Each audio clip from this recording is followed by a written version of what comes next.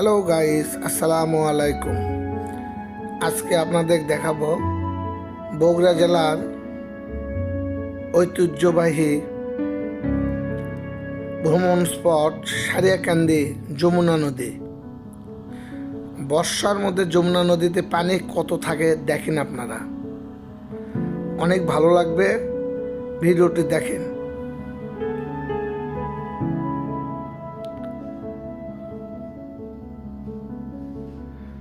ভিডিওটি ফুল বর্ষার মধ্যে করা হয়েছে, আপনারা দেখেন।